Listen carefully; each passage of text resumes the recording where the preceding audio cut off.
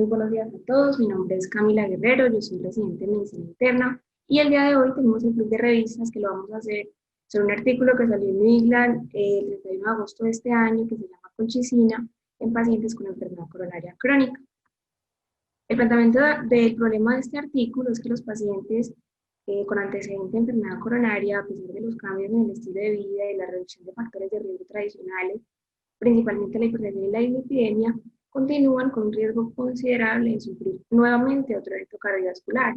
Entonces, ¿qué otras vías se pueden impactar para reducir este riesgo y reducir el número de eventos que van a tener nuevamente? Ahí entonces sale a relucir como el tema de la inflamación, es un tema del que se ha venido hablando y se tienen varios avances en medicina, más o menos, principalmente pues desde las últimas 2 décadas, y que básicamente, a muy grandes rasgos, trata de lo siguiente: para que una ateroma se forme, una persona tiene que tener altas concentraciones de LDL en su sangre o de colesterol. Ese LDL va a entrar a la íntima arterial y se va a depositar ahí principalmente en las ramificaciones de las arterias, que son zonas expuestas a altas fuerzas de cizallamiento, y eso permite que el LDL entre más fácil. Cuando entra, va a sufrir unas modificaciones, principalmente a través de la oxidación. Esa oxidación va a permitir que se liberen fosfolípidos que activen la célula endotelial, y esa célula endotelial va a empezar a expresar selectinas y moléculas de adhesión. Las moléculas de adhesión van a permitir entonces que células del sistema inmune, principalmente macrófagos, pero también linfocitos T y células NK, entren a este espacio subintimal, y las funciones de estas células van a ser pues las del macrófago: digerir todo ese LDL y formar la célula espumosa, que es la célula clásica del ateroma, pero también por estímulo de los receptores TOL y con ayuda de los linfocitos T y las células NK, secretar muchas citoquinas, que lo que van a hacer es atraer y activar células del músculo liso, hacer que se deposite matriz extracelular y tejido fibroso, pero también van a liberar muchas citoquinas proteolíticas que, cuando esa plaquita esté avanzada, lo van a inestabilizarla y hacer que se rompa, porque pues van a hacer daño también dentro del tejido. Cuando esa placa se rompe, entonces va a exponer una cantidad de material protrombótico a la sangre que va a favorecer la formación de un coágulo y que se dé el evento cardiovascular agudo, ya sea un ACV o un infarto, en cualquier lugar. Las citoquinas que han sido como más nombradas pues, en la literatura, que tienen mucha influencia en este ambiente, entonces son el factor de necrosis tumoral, la interleuquina 1, 6, 18 y la fosfolipasa A2. El impacto clínico de la inflamación en todo este tema pues se ha visto principalmente en 2 puntos. Uno es cómo usar marcadores inflamatorios para diagnosticar enfermedad cardiovascular y medir el pronóstico, llamado principalmente PCR, interleuquina 6 y mieloperoxidasa. Y el segundo, que es el que más vamos a tratar en la presentación, es probar nuevas estrategias de tratamiento antiinflamatorio para reducir los eventos cardiovasculares. Cuanto a este tema, pues entonces los ensayos clínicos empezaron en 2014. El primer medicamento que se probó fue el Darapladib. El Darapladib es un inhibidor selectivo de la fosfolipasa A2 asociada a enzimas, tiene 12 RCT doble ciegos. El primero que se aplicó en la JAMA se hizo en pacientes que estaban 30 días posinfarto y se les iniciaba el medicamento, y el de New England simplemente pues, no tenía el límite de los 30 días, sino que también se hacían en pacientes con antecedentes de enfermedad coronaria que habían sido intervenidos pero que venían estables de la parte clínica. El primer ensayo tuvo 13.000 pacientes con un seguimiento promedio de 2 años, y el desenlace compuesto que miraron fue muerte cardiovascular, infarto o necesidad de revascularización urgente. Y el segundo RCT incluyó 15.800 pacientes con un seguimiento de 3.7 años, y el desenlace compuesto pues, fue muerte, infarto o accidente cerebrovascular. En ninguno de los dos ensayos se logró demostrar diferencia, por lo cual el medicamento no se usa y eh, no se escucha casi. El Vareplazdib, que es un inhibidor de la fosfolipasa A2, también en 2014 se hizo un RCT doble ciego con 5.145 pacientes, y ellos midieron, el desenlace compuesto que midieron fue muerte cardiovascular, infarto, ACV o angina inestable. Este ensayo clínico se paró antes de tiempo por estas razones: utilidad y posible daño. Cuando hicieron pues el preliminar, la parte estadística preliminar del ensayo clínico, se dieron cuenta que en el grupo de Vareplazdib habían ocurrido 6.1, pues el desenlace había ocurrido en el 6.1% de los pacientes versus 5.1% en el grupo placebo, y ese aumento estaba dado principalmente por la frecuencia de los infartos. Ya en 2019 se hizo un ensayo clínico con el metotrexato, que es un inhibidor del ácido fólico. También fue un RCT doble ciego de 4.700 pacientes. Ellos tenían una muestra, habían estimado un tamaño de muestra de 5.500 pacientes, pero también lo pararon antes, cuando hubo 4.786 por posibilidad y posible daño. Las tasas del desenlace primario, que fue muerte cardiovascular y infarto cerebral inestable, habían ocurrido prácticamente en el mismo número de pacientes, que era un 4.13, perdón, versus 4.31 desenlaces por cada 100 pacientes año, y lo que sí se vio fue un aumento en las tasas de leucopenia, de aumento de las enzimas hepáticas y un aumento en la incidencia de cáncer de piel no vasocelular, lo cual este ensayo clínico también se paró tempranamente. Ya más, con más seguridad en la literatura, entonces está el ensayo clínico que se hizo con canakinumab para enfermedad aterosclerótica. El canakinumab es un anticuerpo monoclonal contra la interleuquina 1B. En esa época se utilizaba en artritis reumatoide. Las indicaciones ahora están, por ejemplo, con enfermedad de Still adulto, artritis idiopática juvenil. Este ensayo clínico también fue un ensayo clínico doble ciego que incluyó 10.061 pacientes que tuvieron un infarto previo y que la proteína C reactiva fuera mayor a 2 miligramos por litro. Y ellos probaron 3 dosis, 50, 150 o 300 miligramos aplicados de forma subcutánea cada 3 meses. El desenlace primario fue muerte cardiovascular, infarto agudo de miocardio o accidente cerebrovascular y siguieron a los pacientes una media de 3 años. Además del desenlace primario, pues ellos también midieron cómo les fue a los pacientes disminuyendo la proteína C reactiva, y esto fue algo que fue estadísticamente significativo y dependiente de la dosis. Vean, acá está la dosis de 50, 150 y 300, aunque 150 y 300 al final del seguimiento se parecían mucho. Con respecto a la de 50, sí hubo una disminución de la proteína C reactiva, pero en cuanto a desenlaces duros, ellos también logran demostrar una significancia estadística con reducción del desenlace primario en los pacientes que tomaban, pues que se aplicaban el canakinumab de 150 y 300 miligramos. Esta es la de 150, esta es la de 300 miligramos, y la reducción fue similar, o sea, pasaban de 4.5 eventos por 100 personas año, perdón, a 3.9 eventos por 100 personas año. Son números absolutos, y el HR que les dio fue de 0.86, que iba de 0.75 a 0.99. Sin embargo, cuando empiezan a haber efectos adversos, los pacientes que se aplicaban canakinumab tenían mayor frecuencia de infecciones fatales. Entonces, el beneficio modesto que ofrecía el medicamento, sumado a un alto costo, un biológico que cuesta bastante y con la posibilidad de tener un efecto adverso fatal, hizo que fuera una terapia no indicada y que hoy día pues, no se usa. Ya en la parte puntual de la colchicina, el Colcott es el primer ensayo clínico en el que se probó colchicina para pacientes con enfermedad cardiovascular. Fue un ensayo clínico en el que se aleatorizaron pacientes a recibir 0.5 miligramos de colchicina versus placebo en los siguientes 30 días post-infarto. Un RCT doble ciego de 4.745 pacientes con un desenlace primario compuesto de muerte cardiovascular, infarto, paro cardiorrespiratorio no fatal, accidente cerebrovascular y hospitalización por angina inestable que requiere revascularización urgente.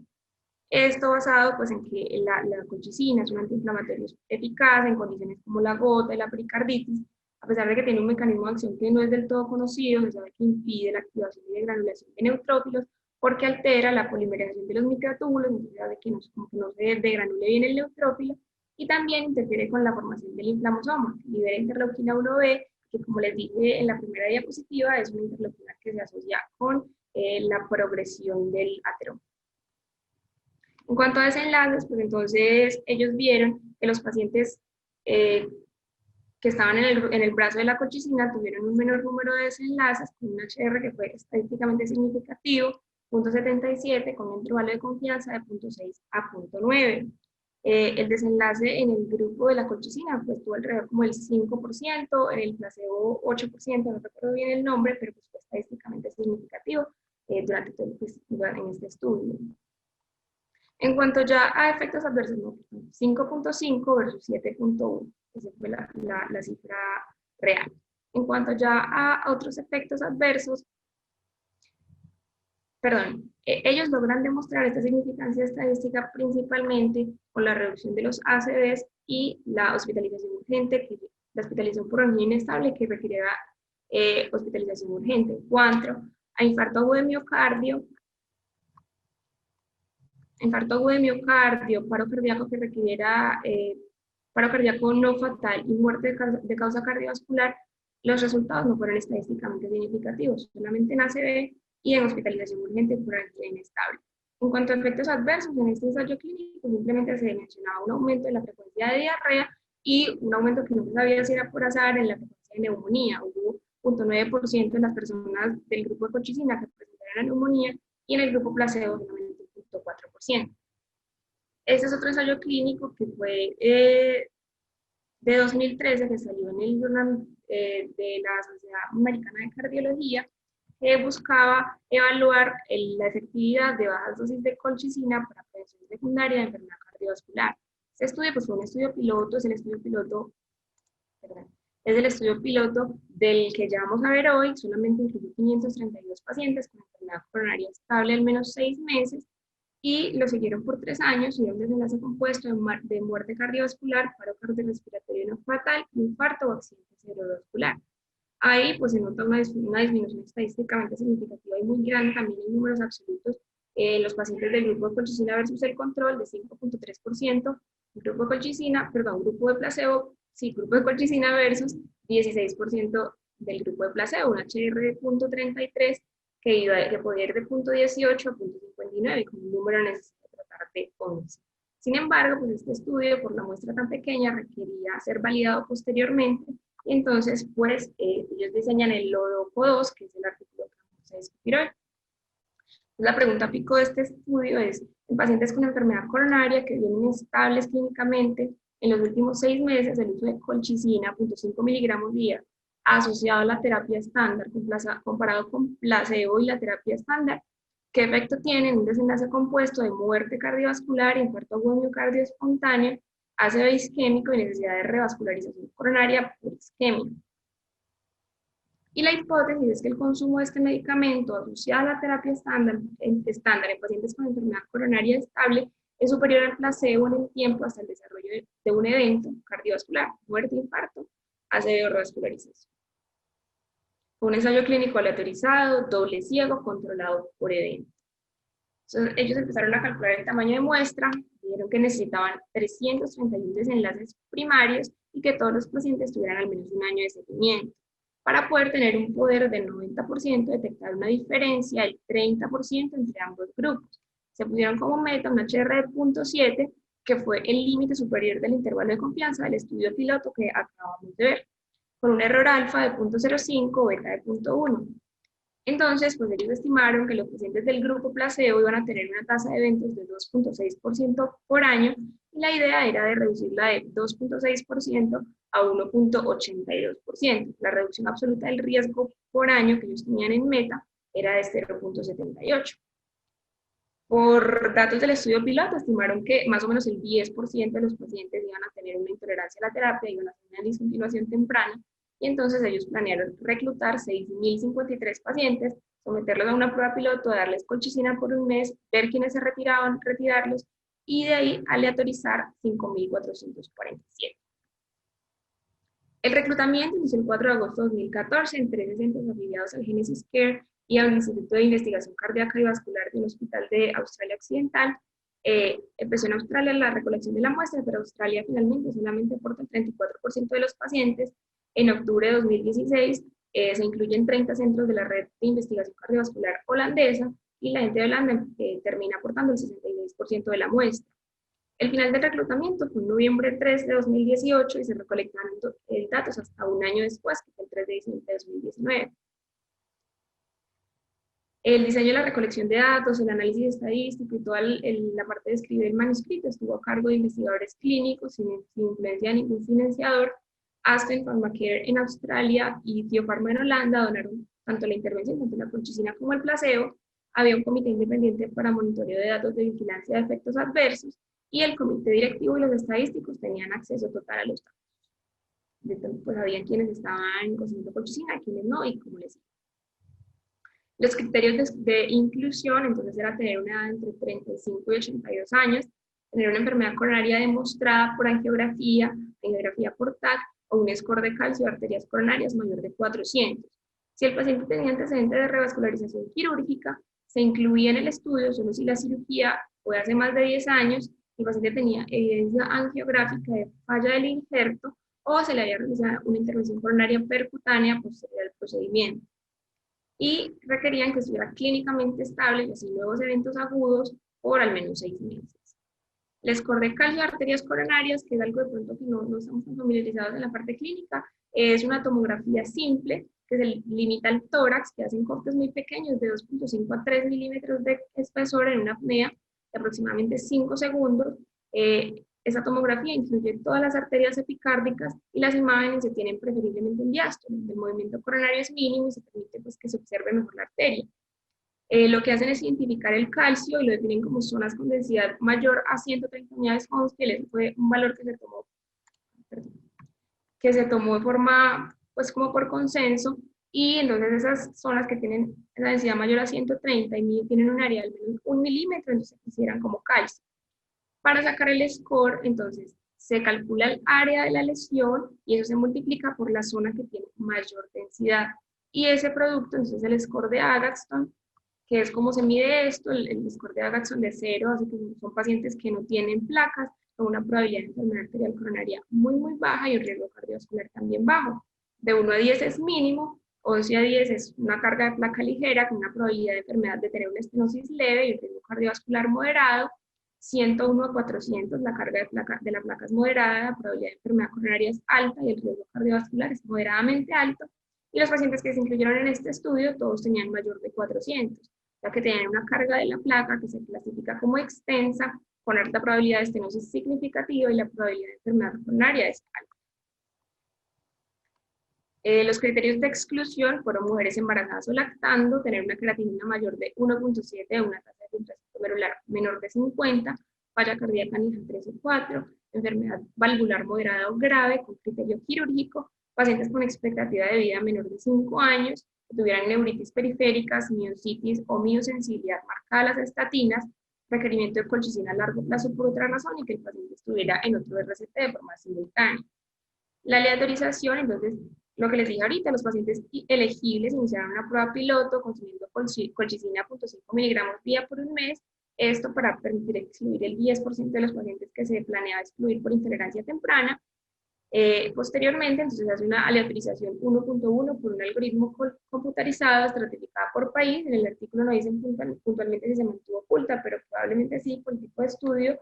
Y el cegamiento fue doble, estaban cegados tanto los pacientes como el personal que definía la presencia o no del desenlace. El seguimiento se hizo mínimo por un año, lo hicieron al inicio de la prueba, al finalizar la prueba piloto y posteriormente cada 6 meses hasta el final del estudio. Este seguimiento se hizo por llamada o se hacía de forma presencial, fue completo tanto en los pacientes que continuaban adherentes a la terapia como aquellos que simplemente no estaban tomando el medicamento. Sin embargo, en el estudio no especifican en qué consistía el seguimiento ni las intervenciones. Los desenlaces, entonces el desenlace primario era un desenlace primario compuesto que medía muerte cardiovascular, infarto agudo de miocardio espontáneo, ACV isquémico o necesidad de revascularización o isquemia. Los secundarios, entonces, eran más o menos una mezcla de los primarios. El primero era muerte cardiovascular, infarto o ACV isquémico, el segundo infarto revascularización, tercero muerte o infarto, cuarto solo revascularización, el quinto pues solo infarto agudo de miocardio, el sexto solo ACV, el séptimo muerte por cualquier causa y el octavo muerte de causa cardiovascular. Y se analizaron de una forma jerárquica. ¿Qué quiere decir eso? Pues solamente si el desenlace primario demostraba que había un beneficio en la colchicina, había una diferencia estadísticamente significativa, se iban a analizar el resto de desenlaces. Habían otros desenlaces adicionales. El primero fue el compuesto del estudio piloto del LODOCO 1, que era muerte súbita, paro cardiorrespiratorio extrahospitalario no fatal, síndrome coronario agudo y ACV isquémico, fibrilación auricular o flutter de novo, o recurrencia, presencia de TBP o TEP, y si había diabetes mellitus de novo. El análisis estadístico se hizo por tiempo hasta el evento, tiempo hasta el desenlace primario, bajo el principio de intención de tratar. Los resultados están en forma de HR con un intervalo de confianza calculado según el modelo Cox, estratificado según el país. La significancia estadística se hizo con el Locran test y ellos también hicieron un análisis on treatment, que es como, además del análisis por intención de tratar, un análisis por protocolo, en el que excluyeron a los pacientes que presentaron el desenlace, pero que habían suspendido el medicamento 30 días antes, entonces se consideraban como no adherentes. Se censuraron las personas que presentaban el desenlace primario y también las muertes por otra causa. Entonces ya vamos a ver los resultados. 6.500 pacientes entraron principalmente al inicio del estudio, no fueron reclutados. 15.4% no se aleatorizaron, la mayoría, aproximadamente un 10% por intolerancia, y hubo 395 pacientes que tuvieron otras razones. Acá entonces vemos las causas de la no aleatorización. La intolerancia respondía más o menos a un 9.4%. De esa intolerancia, lo más frecuente eran alteraciones gastrointestinales en un 6.7%, pero también mialgias en 92%, que fueron 92 pacientes, que fue el 1.4%, fatiga, cefalea, alteraciones de la piel y otras. Un 4.8% de los pacientes simplemente no quisieron estar, un 1% que el médico o el investigador simplemente decidió retirarlos, no dicen por qué, y un 1.3% de pacientes que no dieron ninguna razón, pero se retiraron del estudio. De los 5.522 pacientes que se aleatorizaron, entonces 2.762 fueron en el grupo de colchicina y 2.760 en el grupo control. De esos, entonces, una media de seguimiento en el grupo de la intervención de 29 meses, en el grupo control de 28.1 meses, en el grupo de la intervención, 1.6% de los pacientes, que corresponden a 44, tuvieron datos que se censuraron tempranamente en el análisis por intención de tratar porque tuvieron muerte a causa no cardiovascular. Y 34 en el grupo control, que era el 1.2% por la misma razón. 33 murieron de una causa no cardiovascular y uno simplemente se perdió y no se supo qué pasó con él. En cada grupo, aproximadamente un 10.5% de los pacientes no cumplieron pues, la cabalidad con el estudio, 22 pues, porque descontinuaron la colchicina de forma prematura, 22 nunca recibieron una dosis, 95 percibieron efectos adversos, 124 simplemente se salieron y 48 fueron retirados por el médico, tenían una enfermedad interrecurrente. Esto en el grupo de la colchicina, pero los números en el grupo control fueron prácticamente los mismos. Sin embargo, todos los pacientes que se aleatorizaron se incluyeron en el análisis. Entonces ya en la tabla 1, los pacientes tenían una media de edad de 65 años más o menos, hubo muy poca participación femenina, 16% del grupo colchicina, 14% del grupo control, lo que les decía, más o menos 34% de la muestra fue aportada por Australia y 65% por Holanda. La mayoría eran exfumadores o nunca habían fumado. Los fumadores que estaban fumando pues, en ese momento eran aproximadamente 11.5% del grupo de colchicina y 12% del grupo control. Más o menos la mitad eran hipertensos, un 20% tenía diabetes, pero solamente un 5% usaba insulina. La mayoría, perdón, el 94% del grupo de colchicina y también del grupo control tenían una tasa de filtración glomerular mayor de 60 y el estadio 3A, que era más o menos un 5.4 y un 5.7% en cada grupo. La mayoría, el 80% o más, había tenido un síndrome coronario agudo previo y la mayoría de ese síndrome coronario agudo era hace más de 2 años, 56% y 58%. Casi que la mayoría también habían tenido una intervención coronaria percutánea, 76 y 75%, y ya un 11 y un 14% habían tenido una revascularización quirúrgica. La historia de fibrilación auricular era más o menos un 12% en cada grupo, de gota un 8%, y en cuanto al uso de medicamentos, pues los medicamentos que venían usando, más o menos un 66% en grupo control y 67% en el grupo placebo tenían terapia antiplaquetaria única, un 23% tenían terapia antiplaquetaria dual, 12% estaban anticoagulados, 0.1 y 0.4% no tenían ningún medicamento ni antiagregante ni anticoagulante, el 93% y el 94% del grupo placebo tenían una estatina, más o menos un 20% en cada grupo, ezetimibe adicionalmente, el 97% tenían algún medicamento que le bajara pues, los lípidos, y ECAS en un 70% aproximadamente, similar, betabloqueador 61 y 62%, y más o menos un 23%, 22%, un bloqueador de canal de calcio.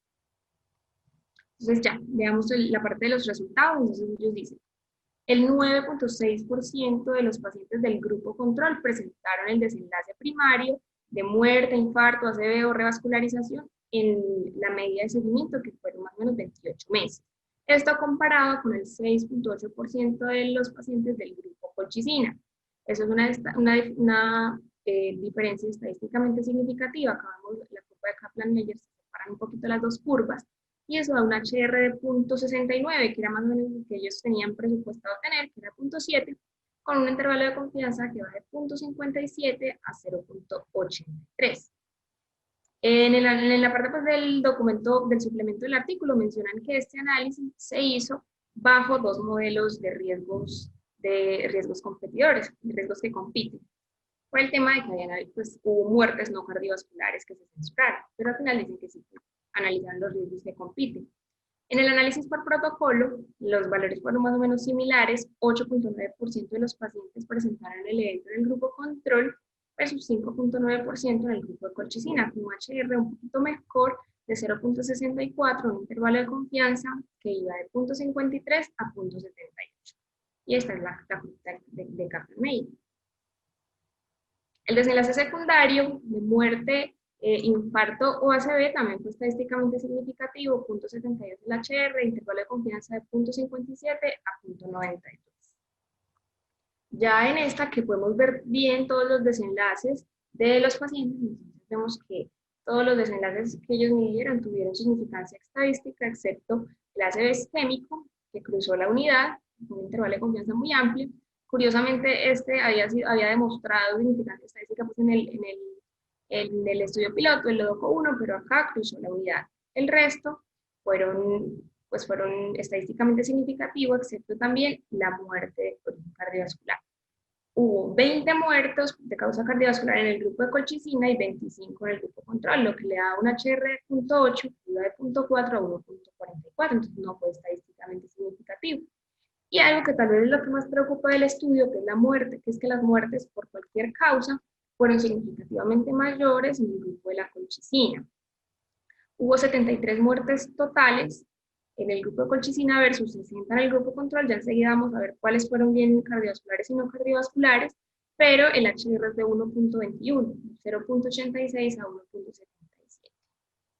En cuanto a los desenlaces adicionales, pues la presencia o no de TBP también cruzó la unidad, fue un desenlace, pues un intervalo de confianza muy amplio, y la presencia o no de diabetes hubo tendencia pues, a que con la colchicina les iba mejor, pero tampoco fue estadísticamente significativo. En el análisis por subgrupos, en general, a todos terminan, hay algunos pues, intervalos de confianza que sí cruzan la unidad, pero lo que les quiero mostrar acá es que cuando hicimos en el análisis por región, en los pacientes de Australia hay un HR muy bueno, que demuestra significancia estadística, un HR de 0,5, que iba de 0,39 a 0,67, mientras que los pacientes de Holanda, que fueron el 60% aproximadamente de la muestra, el resultado no fue estadísticamente significativo, ya que cruza la unidad, un HR de 0,92, que va de 0,71 a 1,2. Entonces, ya en los efectos adversos, la muerte no cardiovasculares. Hubo 53 muertes no cardiovasculares en el grupo de la colchicina, que era el 1,9%, comparado con 35 del grupo control. Fueron 18 muertes de más. Un HR de 1,51, que iba de 0,9, y acá se me pierde pues, el otro extremo del límite del HR. En cuanto a diagnóstico de cáncer, tampoco hubo diferencia, hospitalizaciones por infección y hospitalizaciones pues, por neumonía, por infección y de enfermedad cardiovascular, por una razón gastrointestinal, un poquito más en el grupo de colchicina, hubo menos gota en el grupo de colchicina, la neutropenia fue casi que igual, los efectos miotóxicos también. Las mialgias y las disestesias solamente se midieron en la corte holandesa, por eso acá el denominador cambia. Las mialgias fueron más frecuentes en el grupo de la colchicina, 384 versus 334 pacientes, HR de 1,15, y las parestesias también fueron más o menos las mismas, 143 versus 150.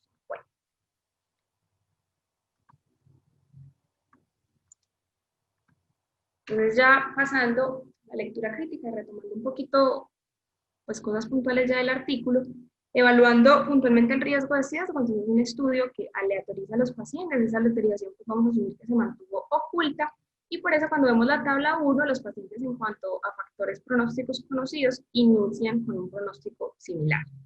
No mencionan factores pronósticos como la presión arterial, no miden un LDL de base, ni tampoco se ve cómo evolucionan estos valores en el tiempo, pero en cuanto a los factores pronósticos que se mencionan en el artículo, en general son similares. El cegamiento fue doble, se cegaron los dos grupos más importantes para evaluar la calidad de una RCP, que son los pacientes y también quienes definían la presencia del desenlace, y es un punto a favor.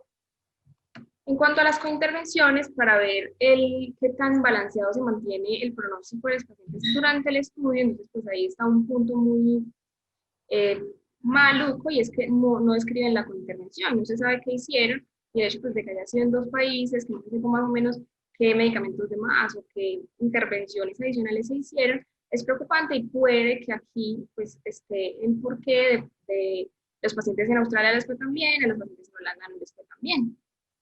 El seguimiento se hizo completo, entonces también es un punto a favor. Al final del estudio se conoció el estado de todos los pacientes excepto uno, y es una pérdida insignificante. Los pacientes se siguieron por 28 meses en promedio.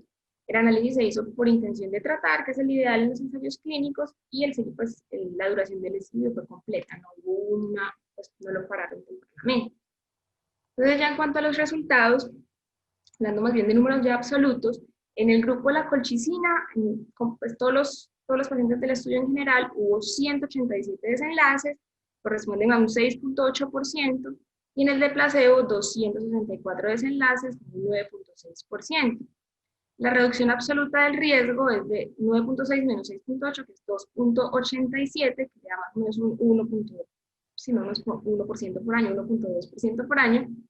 El número necesario a tratar, que es ese 100 sobre la reducción, perdón, es 2.8, acá puse 1.8, pero la adición está buena, sí está buena, y da 35 pacientes. El número necesario a tratar es de 35 pacientes. Cuando ya hablamos de medidas de riesgo, entonces el riesgo en los no expuestos, que es los eventos versus el total de la muestra, en los expuestos y en los no expuestos, el riesgo en los expuestos es de 0.06, en los no expuestos de 0.09, lo que da un riesgo relativo de 0.66 y una reducción del riesgo relativo de 0.34 o 34%, que fue la estimada para los pacientes desde el inicio del estudio. Cuando esto ya se mira según país, entonces en el grupo de la colchicina, en Australia, hubo 8.2% de los pacientes que presentaron el desenlace y el placebo un 15%, eso da más o menos un 6.8 de reducción absoluta del riesgo, pero en Holanda no hubo casi nada. Miren que en el grupo de la colchicina, 109 pacientes presentaron el desenlace, placebo 117, 6 menos 6.4, 0.4% de diferencia absoluta, que no es estadísticamente significativa, y por eso el HR, como vimos en la tabla que les mostré, cruzaba la unidad. Entonces, la parte que más preocupaba, porque hubo más muertes no cardiovasculares en el grupo de la colchicina, cuando ya se muestran en el apéndice suplementario las causas de muerte, no hubo como ninguna, así que estuviera pues predominante. Hubo 4 muertes más por cáncer en el grupo de colchicina, las infecciones fueron iguales, la falla respiratoria, sí hubo 5 muertes más por falla respiratoria, a pesar de que no aumentó la incidencia de neumonía, que era uno de los factores de riesgo, pues fue una de las cosas, de los efectos adversos que se reportó en el estudio piloto, que aumentaba en el grupo de la colchicina. Acá no aumentó, pero sí aumentaron las muertes por falla respiratoria, 5 muertes adicionales, 1 muerte adicional por falla multiorgánica, 3 muertes adicionales por demencia. Las muertes accidentales fueron igual en el grupo de tratamiento y el grupo control. Hubo 1 muerte por falla renal progresiva, 1 muerte por suicidio, una muerte por vasculitis cerebral, 1 muerte por isquemia intestinal y 1 muerte de causa desconocida. A una diferencia total de 18 muertes adicionales más en el grupo de colchicina comparado con el grupo control. Entonces ya mis conclusiones, todos los que les conté, es que el uso de la colchicina, pacientes con enfermedad coronaria, puede que tenga un beneficio, pero las diferencias de los resultados, sobre todo entre países, hacen que el estudio no sea del todo concluyente y que mucho tenga que ver ahí la cointervención, que no las mencionan. Es una terapia económica que podría implementarse fácilmente a gran escala, pero aproximadamente 1 de cada 4 pacientes no va a ser adherente, y principalmente la principal causa de eso van a ser efectos adversos gastrointestinales, y la presencia de 18 muertes adicionales en el grupo de colchicina es algo preocupante, porque habla de la posibilidad de que le estemos haciendo un daño al paciente comparado con el beneficio que puede ser como este. Y ya eso era lo que tenía para compartir sobre el artículo.